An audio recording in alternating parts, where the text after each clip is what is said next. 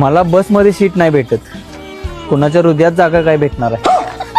तर हॅलो गाईस, मी तुमचा लाडका ब्लॉगर आलो ना भावांनो तुमच्यासाठी नवीन ब्लॉग घेऊन.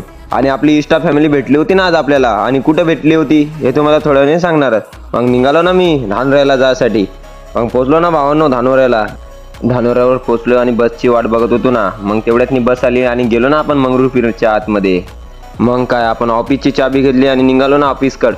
मग काय आपल्याला गौमाता दिसली होती ना, आणि त्याच्याने आपला आरटीओ नाव होतं ना भाऊ. आज आरटीओ तर दिसलं नाही. मग पोचलो ऑफिसवर, ऑफिस उघडून ठेवलं ना भाऊ. मग काय तुम्हाला माहित आहे आपण एकटा कधी बोर होतच नाही, काही ना काही काड्यात असतेच आपली.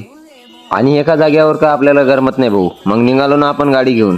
मग गेलो ना भाऊ आपण नाश्ता करायला, कारण की आपल्याला भूक लागली होती. आणि हा नाश्ता कुठे आहे? मंगरुळपीरच्या बस स्टँडच्या समोर, आणि फेमस वडापाव दुकान आहे भाऊ. मंगरुळपीरला आले की एकदा टेस्ट करून जाच भावानो, कारण की फेमस वडापाव दुकान आहे भाऊ मंगरुळपीरची. मग काय आपण गेलो ना परत ऑफिसकडं. ऑफिस उघडलं आणि परत बसलोय ऑफिसच्या. मग काय आपल्या मोबाईलचा पण टॉनिक संपलं होतं ना, मग आणलं त्याच्यासाठी टॉनिक. मग लावलं त्याला चार्जिंग, आणि चार्जिंग करून मग आपण पण बोर झालो होतो. मग निघालो ना भावांनो घराकडे जायसाठी. आणि मग काय तेवढ्यात पाऊस पण चालू झालता ना भाऊ. म्हणलं आता तर थोडाफारच पाऊस येत आहे, अजून परत जास्त येईल, तर तेवढ्यात निघालो ना मी घराकडे जायसाठी. बस तर आपल्याला लागलेलच होती. मग बसमध्ये बसून निघालो ना भाऊ घराकडे.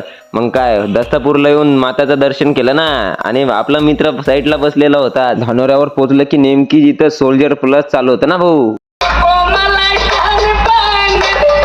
सोल्जर काय भाऊ चांगलं डीजे आहे, एकदम क्वालिटी बाज आणि धडाकेबाज. मग काय भाऊ आपण निघालो ना घराकडे जायसाठी. आजसाठी एवढंच आहे भावांनो. लाईक आणि फॉलो नक्की करून जा. चला भेटू भावांनो नेक्स्ट ब्लॉग मध्ये.